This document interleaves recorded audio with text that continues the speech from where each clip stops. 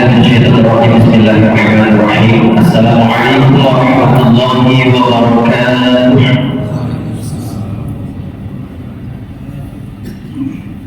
الحمد لله بنعمته تتم الصالحات. الحمد لله الذي هدانا لهذا وما كنا لنهتدي لولا أن هدانا الله.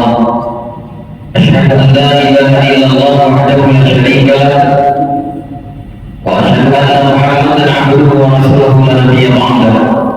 اللهم صل وسلم وبارك على سيدنا محمد وعلى آله وأصحابه ومن تبعه بإحسان إلى يوم المبعوثون. سبحانك لا علم لنا إلا ما علمتنا إنك أنت العليم الحكيم. رب اشرح لي صدري ويسر لي أمري واحلل عقدة من لساني يفقهوا قولي. Hadirin bapak-bapak jemaah salat subuh Masjid Jalan Salam yang insyaallah dirahmati, diberkahi, dimuliakan oleh Allah Subhanahu wa taala. Alhamdulillah kita bersyukur kepada Allah Subhanahu wa taala. Allah Subhanahu wa taala memberikan kesehatan, kesempatan, kemampuan bagi kita untuk berdiam sejenak menunggu masuknya waktu syuruk pada salat subuh, tak lain dan tak bukan untuk kembali menyegarkan ingatan kita akan ayat-ayat Allah Subhanahu wa taala, hadis-hadis Rasulullah sallallahu alaihi wasallam, dan menambah timbangan kebaikan kita nanti di hadapan Allah Subhanahu wa taala. Amin. Allahumma amin. Salawat dan salam senantiasa tercurah berlimpah untuk Nabi kita Nabi besar Muhammad sallallahu alaihi wasallam. Allahumma shalli ala sayyidina Muhammad wa ala ali sayyidina Muhammad. Bapak hadirin jemaah yang dimuliakan Allah Subhanahu wa taala, ketika seseorang dipanggil oleh Allah Subhanahu wa taala untuk berada di majelis ilmu, memenuhi panggilan Allah Subhanahu wa taala, maka akan banyak bentuknya. Salah satunya itu Allah Subhanahu wa taala sebutkan di Quran di surat ke-24. Nama suratnya surat An-Nur, juznya juz ke-18. Ayatnya ayat ke-63, halamannya 356. Ayatnya ke-51, halamannya 356. Barisnya baris ke-11, posisinya sebelah kiri kalau kita buka Al-Quran Al-Karim. Kata Allah Subhanahu wa taala, "Innama kana qaulal mu'minin idza du'u 'ila Allah wa rasulihi liyahkuma bainahum ay yaqulu sami'na wa ata'na ulaika humul muflihun." Kata Allah, sesungguhnya orang-orang mukmin itu kalau dipanggil ke rumah Allah, baik itu salat, baik itu ibadah zikir, baik itu ibadah ta'lim, kemudian dipanggil untuk memenuhi sunnah-sunnah Rasulullah SAW, untuk menyempurnakan ilmu di antara mereka sehingga bisa tegak hukum sesuai ilmu Allah dan ilmu Rasulullah, maka mereka akan berkata sami'na wa ata'na, ya Allah kami dengar, kami taat, wa ulaika humul muflihun. Mudah-mudahan kata Allah kalian menjadi orang yang beruntung. Guru kami di Pondok Pesantren Gontor Darussalam pernah menyampaikan ada 3 bentuk orang ketika mendengar taklim. Pertama, sami'na wa ata'na. Landasannya surat An-Nur tadi ayat 51. Kami dengar, kami taat. Dia simak, dia dengar, dia hayati, dia amalkan jika sesuai dengan apa yang disampaikan Allah dan Rasul. Yang kedua, sami'na wa asaina. Kami dengar tapi kami acuh. Ini banyak Pak, kalau kita ngisi taklim pesta nikah itu sibuk, kita ceramah nikah sibuk pula dia geser-geser handphone ya. Apalagi kalau ceramahnya di kebun, di gedung ya, sibuk kita ceramah, sibuk pula dia ngantri makanan ya. Sami'na dia dengar, cuma mulutnya punya. Sami'na wa asaina, itu ada karena apa aja digeser-geser sambil dalam hatinya ngomong Wah, kali Ustaz ceramah apa sampai. Yang ketiga, ada 3 orang mengatakan ceramah itu samina wangantukna. Ini yang paling banyak disuguhkan. Ustaznya ceramah setengah mati, yang dengar setengah hidup. Dosa besar, oh tidak. Padahal Ustaz tidak bisa tidur ketika dalam taklim.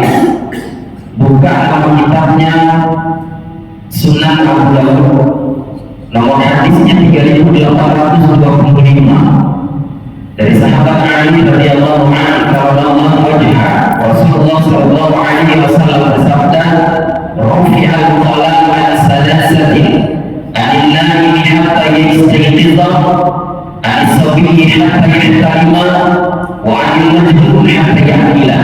Kata Nabi, bina kebaikan dan keburukan seseorang itu baru dicatat pada 3 tempat. Pertama, an-na'imi hatta yastayqiza, terhadap orang yang tidur sampai dia bangun. Artinya seseorang ketika tertidur tak tercatat dosa. Hebatnya Islam, Pak. Ya, cuma kadang yang menjadi masalah ini, Pak, ceramah dari setengah 6 kurang sampai jam 6 nanti. Dari awal ceramah dia tidur, bangun dia jam 6 dia ngomel, Pak. Dia bilang cepat kali bisa diceramah. Dia bilang cepat pula, padahal kaki kita sudah kesemutan, perut kita sudah lapar mau sarapan, kan? Yang hebat lagi, ketika khutbah Jumat, itu hebat. Khotibnya belum naik, dia udah tidur. Hebat betul. Di rumah sulit kali tidur, harus minum pil dulu. Masuknya baru salam, masih di mana-mana, belum naik khotib. Duduk dekat tiang, sudah tewas khotib. Belum lagi ada khotib ilmunya bagus, pendidikannya bagus, tapi salah menempatkan tempat. Apa contohnya Ustaz? Khotibnya bagus, ilmunya luas, tapi tidak paham situasi. Khutbah Jumat setengah jam, baca teks bulan 7 lembar. Alamat itu, Pak. Alamat tahun depan dicoret sama DKM. Coret aja Ustaz ini. Pertama kali khutbah Jumatnya. Ilmunya bagus, materinya banyak, tapi tidak pada tempatnya. Khutbah Jumatnya terlalu lama. Orang ada belum istirahat, ada belum makan siang, ada capek bekerja. Khotib Jumat terlalu lama, belum lagi ada yang masang lampunya naik. Ya Allah, lama kali khotib ini, ya Allah. Siapa pula yang juru khotib datang ke Jabal Salam? Di antara Pak Edi, Pak Yus, atau Pak Mungkin, ya Allah. Bilang kayak itu pula. Ya Allah, ini hari baik, hari Jumat, ya Allah, tempat baik masjidmu, ya Allah. Kalau bisa, ya Allah, jatuhkan khotib itu dari mimbar, ya Allah. Kenapa lama kali itu, Pak? Maka saya kalau 2 tahun di balik papan ini, Pak, kadang diwanti-wanti, Ustaz, ceramahnya, khutbahnya 10 menit. Wah, siap, saya bilang. Makin cepat, makin tenang kita, Pak. Ya, ringkas kita ngomong apa? Ustaz, jangan lama-lama nih, dia orang kantoran semua, orang pabrik semua aman. Alhamdulillah, Pak, saya dapat jadwal ceramah dimanapun masjidnya bisa. Yang Nahdlatul Ulama, ayo. Yang Muhammadiyah, ayo. Yang bukan NU, bukan Muhammadiyah, siap. Tidak ada masalah, karena yang disampaikan sama Al-Quran, yang disampaikan sama hadis. Mungkin kitabnya yang berbeda, gurunya yang berbeda. Saya pernah diundang, Pak, di daerah Mataram, karena saya tinggal di Manggar. Ada pengurus masjid besar, kalau isi kajian subuh siap, saya bilang. Tapi Ustaz, nanti tolong sekalian imam, katanya. Oh siap, imam rawatibnya nggak ada, kan? Kebetulan sedang sakit, Ustaz. Oh siap, saya bilang. Cuma kita apa ini, Ustaz? Kenapa? Di sini Ustaz, bismillahnya nggak kedengaran. Oh siap, saya bilang. Nggak ada masalah, ada dalilnya, saya bilang. Aman, Ustaz, aman. Ustaz, di sini nggak pakai kunut, Ustaz. Oh nggak masalah, saya bilang. Siap, saya bilang. Ustaz di sini nanti habis sholatnya nggak pakai zikir yang keras-keras itu Ustaz, siap saya bilang, nggak jadi masalah. Nah, jadi kalau nggak pakai bismillah kedengaran, nggak pakai kunut, nggak pakai zikir, nggak ada masalah katanya.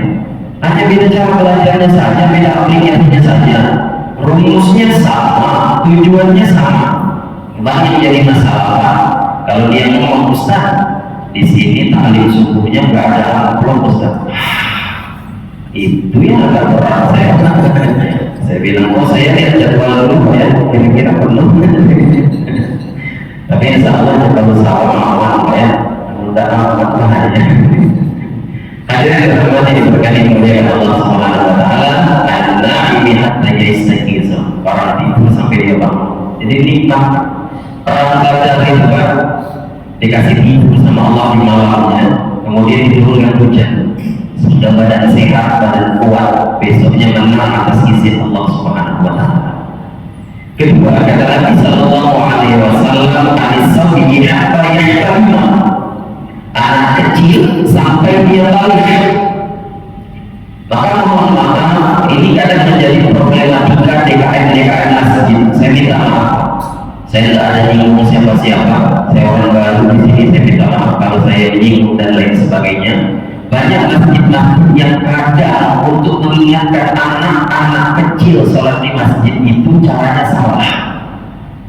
Di rumah dia punya masalah dengan istrinya. Di rumah dia tidak bisa marah dengan istrinya.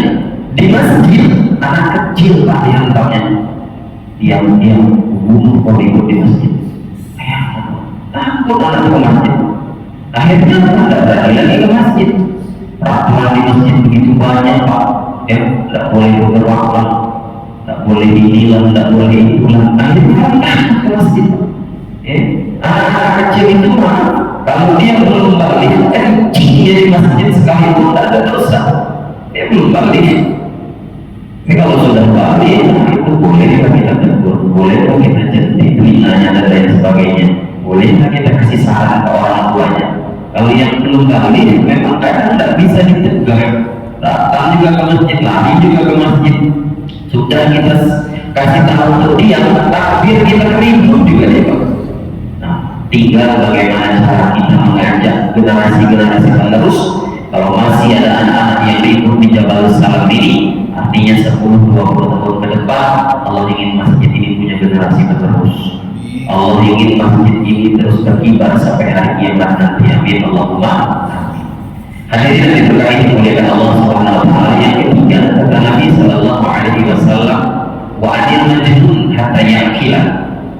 Orang gila sampai dia sadar. Majnun, orang gila, dari akar kata jin. Maka ulama sebutkan orang gila itu salah satu penyebabnya ditunggangi jin. Majnun yang ditunggangi jin. Maka kenapa akalnya hilang? Orang gila itu bapak hina mungkin di mata manusia, takut orang dekat, jijik orang dekat, tapi dia mulia di mata Allah. Kenapa? Tidak memikul dosa. Bahkan dalam hukum pemerintahan Republik Indonesia dia tidak bisa kena sanksi kalau dia benar-benar gila. Hebatnya ketika seseorang akalnya yang dicampur nikmatnya oleh Allah Subhanahu wa taala. Hadirin yang dirahmati, diberkahi, dimuliakan Allah Subhanahu wa taala. Maka dari segala macam bentuk nilai-nilai bentuk ibadah kita kepada Allah Subhanahu wa taala, agar kita tidak diganggu setan. Karena setan itu akan ganggu dari depan, baina aydihim wa min khalfihim, dari belakang, dari kanan, dari kiri. Yang tidak diganggu setan hanya dua, dari atas dan dari bawah. Di atas kita berzikir, ke bawah kita sujud. Nah ini pentingnya kita alim. Karena berapa banyak hari ini masjid besar, berapa banyak hari ini musola besar, dananya sampai ratusan juta, mengandalkan kita untuk mengadakan taklim, tidak bisa. Bahkan ada pengurus masjid yang bilang pun dana pada Ustaz. Padahal Ustaz maha bulan di balik malam. Ngadain acara tidak mau, ngadain makan bersama tidak mau, ngadain iktikaf masal tidak mau. ngadain acara-acara keagamaan, takut disimpan terus saldo dana umat, sedih saldo ratusan Pak, orang masjid 3 pakai. Udah tiap hari Ustaz diganti, gak ada pula tiap hari ngalir dia Pak. Oh rusak ulang kali ini kan tetap ngalir, ini kadang kita sedih ya, sehingga orang takut ke masjid. Orang lebih baik singgah di SPBU jalan ke masjid. Di sini tak boleh lupa mandi ya, kalau kencing disuruh pulang, yang kencing harus sholat. Takut pulang ke masjid, akhirnya ke SPBU lebih nyaman, lebih nikmat. Sedih kita lihat hari ini orang takut ke masjid ketika ada oknum-oknum yang menganggap masjid itu milik mereka, padahal masjid itu milik Allah Subhanahu wa Ta'ala, harus ikut aturan dari Allah Subhanahu wa Ta'ala, dan tentunya juga menyesuaikan daripada kebiasaan yang berada di sekitar. Hadirin yang dimuliakan Allah, maka segala macam untuk ibadah itu Bapak hadirin rahimahumullah harus ikhlas. Karena setan itu dalam Quran surah ke-15 sama surah Al-Hijr ayatnya ayat ke-40 ya, ada yang tidak bisa diganggu setan illa ibadaka minhumul mukhlasin. Kata Allah itu langsung setan yang menyampaikan, diabadikan Allah yang tidak bisa kami ganggu yang ikhlas, yang ibadahnya ikhlas, yang ibadahnya karena Allah. Maka kalau kita buka Quran surat ke-98 Al-Baqarah juz ke-30 ayat ke-5 halaman 598, di baris yang ke-6 di posisi sebelah kiri Al-Quran Al-Karim itu, wa ma umiru illa liya'budullaha mukhlishina lahu-d-din. Kata Allah tidak perintahkan kalian beribadah, atau tidak perintahkan kalian sholat, atau tidak perintahkan kalian taklim kecuali ikhlas karena Allah Subhanahu. Maka ayo Pak, kita gandeng tetangga kita gandeng anak-anak bujang, anak-anak remaja datang ke masjid, cinta ke masjid ya, kegiatan-kegiatannya ke masjid. Karena kalau tidak ke masjid, siapa lagi nanti menjadi generasi penerus? Ada pula Pak, pernah terjadi ini kalau ibadah bukan ikhlas karena Allah jadi bahaya Pak. Ada contoh di kampung kami Pak, itu imam rawatibnya datang sakit, imam cadangan tidak datang, jamaah sudah kumpul sholat maghrib, tidak ada satupun yang berani jadi imam Pak. Sedih kan? Disuruh ada anak laki-laki satu belum nikah, si bujang, dek kau maju jadi imam katanya. Apa kata anak itu? Tidak berani Pak, yang kiri dan kanan dia ramai kan di jamaah dia kan, maju jadi imam. Tidak berani Pak, tidak berani jadi imam. Lihat dia ke belakang Pak. Ternyata ketika dia lihat di belakang, masuk dari pintu Pak calon mertuanya, berubah dianya Pak, dari tidak berani jadi berani ya, dari karena Allah berubah berani lil calon mertua. Masih apa? Saya jadi imam katanya. Dia maju, dia jadi imam. Pada dia bilang istawu wasta'dilu sufufakum, luruskan rapatkan shaf, matikan handphone. Tapi calon mertuanya ngomong tak udah, ini udah bukan karena Allah Subhanahu wa Ta'ala, bukan karena dia bicara mertua. Soli waktu maghrib salat rakaat mustaqbil kiblat ada imam tidak dikencangkannya dalam dekat mulut, niatnya kencang biar dengar kalau mertua ini bisa dia jadi imam. Naiklah dia jadi imam, niat sudah bukan karena Allah Subhanahu wa Ta'ala. Bismillahirrahmanirrahim. Pada bilang dalam hati, kalau rezeki maka kemana? Alhamdulillahirabbil alamin. Maju juga akhirnya jadi imam di belakang mertua. Ar-Rahmanirrahim. Kalau kayak gini imamnya sakit aja terus ya Allah. Maliki yaumiddin. Tak usah datang terus imam aku yang maju. Iyyaka na'budu wa iyyaka nasta'in. Udah pasti dah jadi menantu betul. Ihdinas siratal mustaqim, siratal ladzina an'amta 'alaihim ghairil maghdubi 'alaihim waladdallin. Mudah-mudahan ya Allah anak gadisnya ada di belakangnya. Amin. bukan karena Allah, niat hati habis Fatihah mau baca surat Al-Qadar, inna anzalnahu fi lailatul qadar, yang dibacanya Pak ya bukan surat Al-Qadar. Apa yang dibacanya? Inna a'tainakal kautsar. Kautsar dibaca. Bagaimana dalam hati, ya Allah, kenapa pulang surat Al-Kautsar ya Allah? Fasalli li rabbika wanhar, di surat cuma 3 ayat ya Allah. Malu sama berdua ya Allah. Ini yang bukan karena Allah.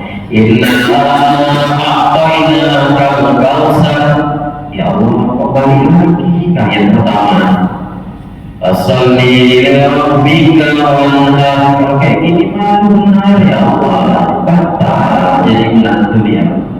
Inna a'tainakal kautsar, ya Allah 3 kali udah balik sini aja ya Allah. Tolong ya Allah. Fasalli li rabbika wanhar, ya Allah yang ketiga ya Allah. Yang ketiga ya Allah. Inna keduanya di belakangnya apa?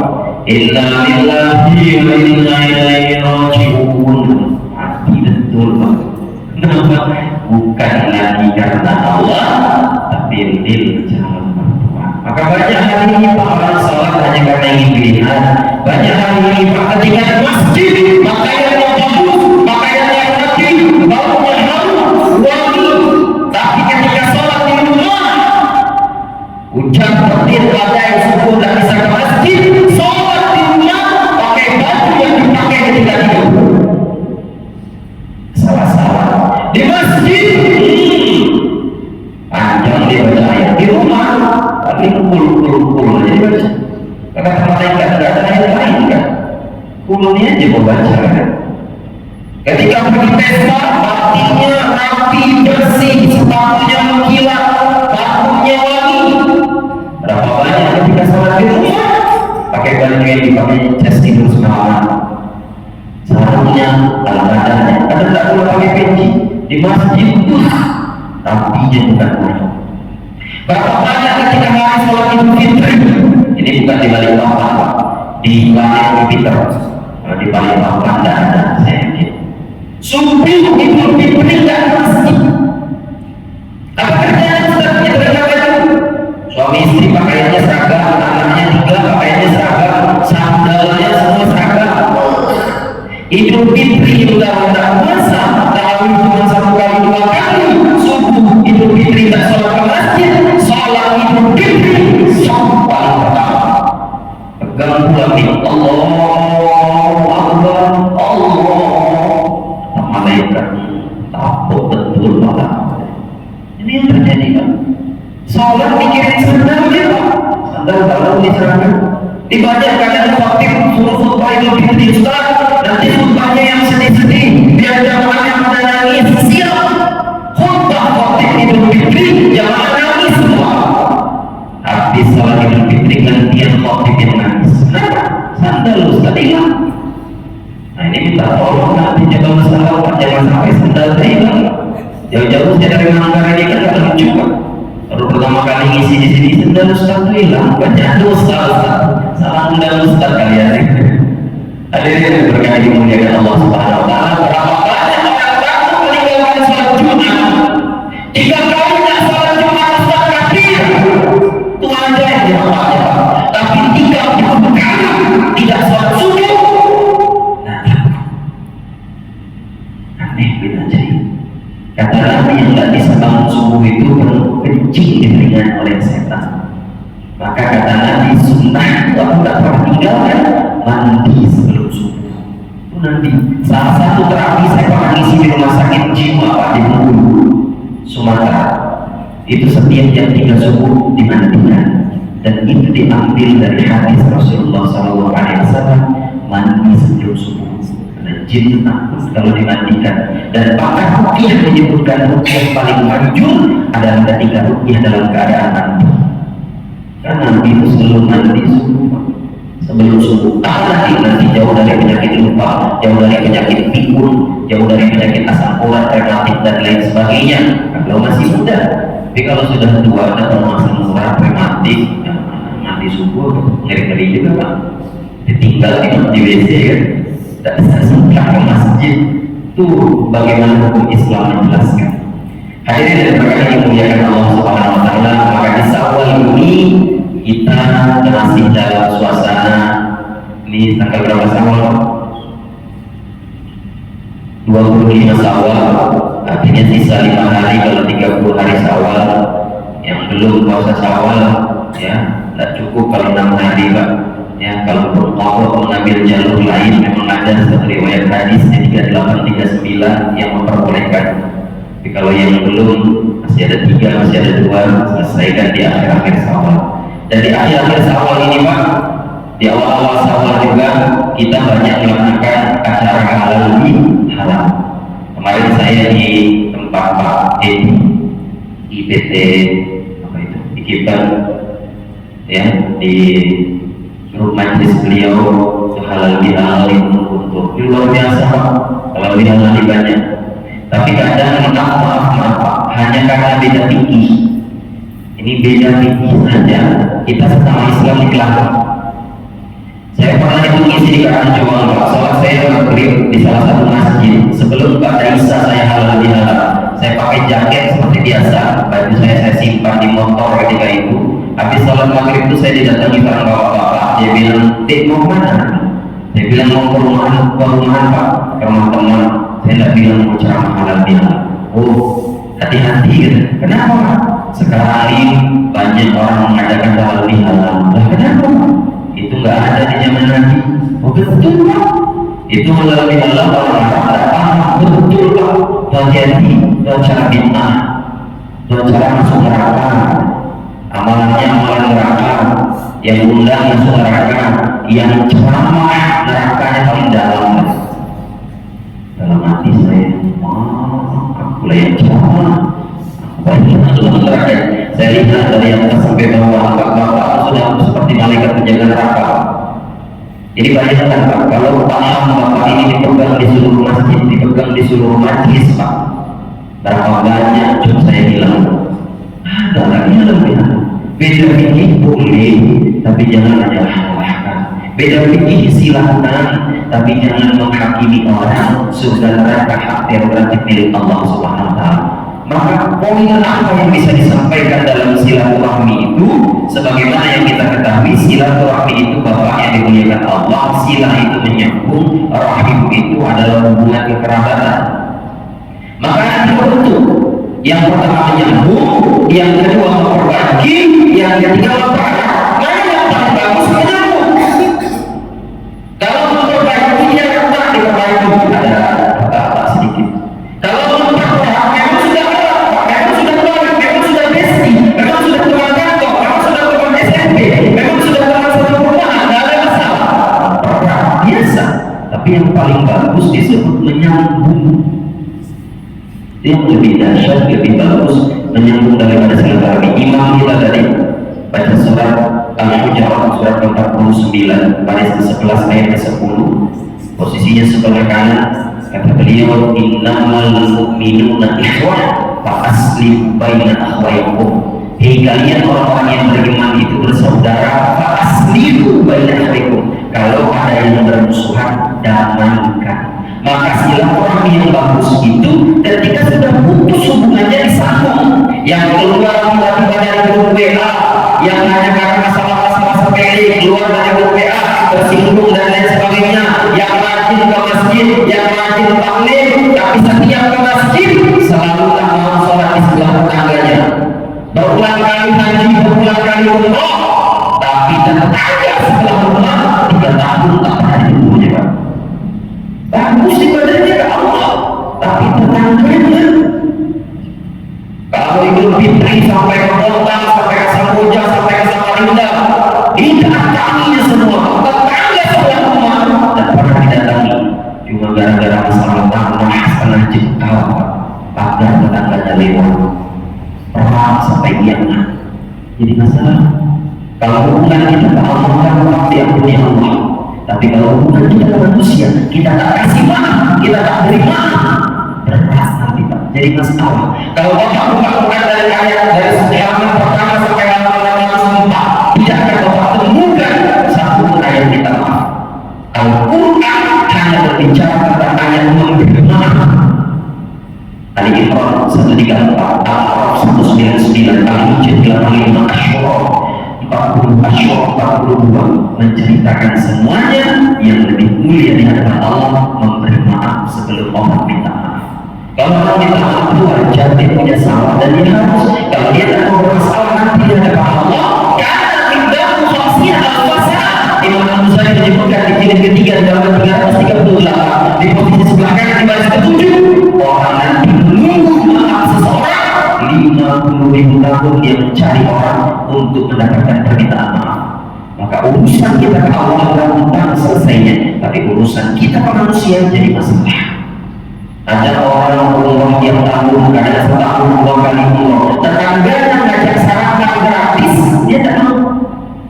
Cuma kan masalah sepele, itu kan Islam. Maka hadirin yang dimuliakan Allah, kalau buka Sahih Muslim nomor hadis 4625, langsung ditalkinkan ke istri Nabi Aisyah radhiyallahu anha, "Mazal Jibril yusini bil jannah hatta salatu annahu yasulu sayyi'atu." Seringkali Jibril menasihatiku, kata Nabi, dan nasihat paling banyak disampaikan kepadamu tentang tetangga. Buka kitabnya, namanya kitabnya Fathul Bari, jilid ke-10, halamannya 397. Kata Aisyah radhiyallahu anha, bersandarkan kepada Nabi sallallahu alaihi wasallam dalam Sahih Muslim nomor hadis 68, "Man kana yu'minu billahi wal yawmil akhir fala yunsija." Siapa yang beriman ke Allah, beriman kepada hari akhir, jangan coba-coba sakiti tetangganya. Man la yu'min, man la ya'lam jawab tidak beriman orang yang tetangganya tidak nyaman akan kehadirannya. Siapa itu? Dalam mazhab berbeda-beda. Ada yang sebut 20 rumah kanan kiri, ada yang sebut siapa yang sholat subuh bersamamu itulah tetangga. Ada pula imam yang sebut dalam mazhab Syafi'i 40 rumah kanan kiri depan belakang itulah tetangga. Maka hari ini jauhkan tetanggamu bisa jadi neraka bagimu, tetanggamu bisa jadi surga bagimu. Bagus kita ke masjid, bermasalah kita kepada tetangga, jadi problem terpanjang nanti di hadapan Allah Subhanahu wa Ta'ala. Maka halal bihalal, silaturahmi, sambunglah yang putus, eratkanlah yang tak erat. Jangan ke masjid selalu acuhkan wajah kepada tetangga hanya mungkin karena beda fikih, hanya mungkin karena beda kunut tak kunut, hanya mungkin karena beda zikir tak zikir, hanya mungkin karena beda bacaan sir bismillahnya atau jahar bismillahnya, hanya karena beda salafinya, hambalinya, hanafinya, syafi'inya, muhammadiyahnya, nahdlatul ulamanya, kiblatnya sama Pak, arah masjidnya sama, kitabnya sama, Al-Quran Al-Karim, Tuhannya sama, Allah Subhanahu wa Ta'ala, cuman cara belajarnya yang berbeda, gurunya yang berbeda. Jangan sampai sesama muslim kita berkelahi. Maka silaturahmi kepada tetangga itu sangat penting. Quran surat ke-4 juz ke-5 ayatnya ke-36, halamannya ke-84, barisnya ke-9, posisinya sebelah kiri. Wa'budullah la tusyriku bihi syai'an wa bil walidayni ihsanan wa bizil qurba wal yatama wal masakin wal jari zil qurba wal jari bil qurba. Kata Allah, sembahlah Allah, jangan sekutukan dengan sesuatu apapun. Berbuat baik kepada orang tua, ihsan, baik kasih hidup maupun mati, kepada kerabat, kepada orang miskin, kepada anak yatim. Disebutkan semua satu kali, tapi ketika menyebutkan tetangga, bisa 36 menyebut tetangga 2 kali. Al-jari zil qurba wal jari jauh. Perhatikan tetangga dekat, perhatikan tetangga jauh. Hadirin dari berkahi dimuliakan Allah Subhanahu wa Ta'ala. Maka itulah pentingnya kita ke masjid, itulah pentingnya kita taklim Pak, itulah pentingnya kita kajian. Jangan sampai rajin ke masjid tapi yang di sebelah kita tidak kenal. Ini belum berapa ya, padahal tiap hari sholat di sebelah kita, sholat Jumat kanan kiri dan hafal ya Pak. Ini pentingnya silaturahmi, pentingnya kita sambung supaya dekat, supaya di luar kita kenal, supaya di luar kita saling sapa. Hadirin yang berkahi dimuliakan Allah Subhanahu wa Ta'ala. Oleh karena itu, ini pertama kalinya saya menyampaikan di Masjid Jabalus Salam ini. Wajah saya masih baru karena baru 2 tahun di Kota Balikpapan ini. Nanti Juni baru 2 tahun. Saya domisili di Manggar, di dekat asrama haji. Saya datang dengan asisten saya. Katanya kenal sama Pak Imam ya? Oh, masih keluarga ya? Oh, Masya Allah, Tabarakallah. Jadi Pak, saya memang mengambil sangat ke kantor, juga pernah kajian-kajian ke Ustaz tadi Hidayat, saya mengambil sanad hafalan Al-Quran beserta nomor, beserta halaman, nomor-nomor hadis dan lain sebagainya. Mudah saya menghafal karena ada metodenya, karena ada caranya, Pak. Ya, mudah-mudahan nanti menular ke anak keturunan Bapak sekalian sehingga dimudahkan jalannya untuk sukses dunia, sukses akhirat. Amin Allahumma amin. Tapi yang sulit bagi saya, Pak, saya pernah menghafal nomor-nomor plat motor di masjid lebih dari 10 motor lebih, Pak. Saya hafalkan, saya sebutkan plat depannya, belakangnya, bahkan nomor panjangnya. Itu tidak ada yang salah, Pak. Mudah, gampang caranya. Tapi yang sulit bagi saya itu setiap kali ceramah saya menghafal wajah bapak-bapak. Nah, ini agak sulit. Ada yang tidur, ada yang nunduk, ada yang ketika ketemu pakai jenggot, ketika tidak ketemu lupa, ada yang ketemu pakai kacamata, di luar tidak pakai kacamata, ada yang ketemu di sini tidak gandeng istri, di luar gandeng istri. Saya tidak apa. Artinya apa yang Ustaz ingin disampaikan? Kalau kita ketemu di luar, Pak, saling tegur, saling sapa. Ustaz yang pernah mengisi di Jabalus Salam ya, jadi jangan dibilang nanti Ustaznya sombong, Pak. Apalagi kalau Bapak lagi di luar, Bapak sedang belanja, sedang beli gamis, sedang beli peci, ketemu saya, itu jangan ada panggil, Pak. Itu luar biasa lagi silaturahmi kita, Pak, ya. Bukan saja di dunia, tapi insya Allah juga sampai nanti di akhirat. Amin Allahumma amin. Ini saja yang bisa saya sampaikan. Sebentar lagi waktu syuruk. Ada yang ingin bertanya, Pak? Cukup?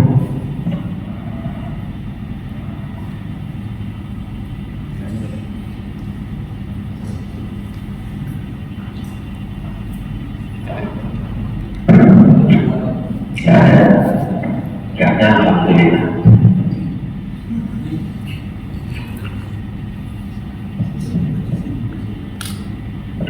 Cukup ya, mudah-mudahan jadi yang bermanfaat bagi kita semua. Ini saja yang sudah saya sampaikan. Intinya, mari kita rajin ke masjid, mari kita makmurkan masjid kita ini. Saya terima kasih kepada jajaran pengurus DKM Masjid Jabalus Salam, baik ketua maupun seluruh jajaran pengurus, para ustaz, para tokoh masyarakat, para imam, para tetua-tetua yang berada di sekitar BDS ini. Mudah-mudahan silaturahmi kita ini menjadi silaturahmi yang terus terjalin ke depannya. Insyaallah kita jumpa di lain kesempatan. Itu pun juga kalau diundang. Kalau tidak diundang tak berani saya datang. Ya. Kalau diundang insyaallah di lain kesempatan kita akan sampaikan yang lebih bermanfaat, yang lebih banyak. Ya, bermanfaat bagi saya menyampaikan, bermanfaat bagi Bapak hadirin sekalian yang mendengarkan, namun yang lebih bermanfaat lagi yang niat mengamalkan di hadapan Allah Subhanahu wa taala. Amin Allahumma amin. Berkah untuk Bapak hadirin sekalian, untuk istrinya, untuk anaknya, untuk keturunannya, dimudahkan segala urusannya, disehatkan segala penyakitnya, dibukakan seluruh jalan keluarnya. Apabila ada pahala, apabila ada berkah dari apa yang saya sampaikan atas nama Allah Subhanahu wa taala, saya hadiahkan untuk seluruh jamaah Masjid Jabalus Salam berkah dunianya, berkah akhiratnya. Amin Allahumma amin. Tutoyiban sidfituqa totolima wa nahnu gontor darussalam. Allahumma afiq ila qawmin tariq ila liqa ma'assalamah. Wassalamualaikum warahmatullahi wabarakatuh.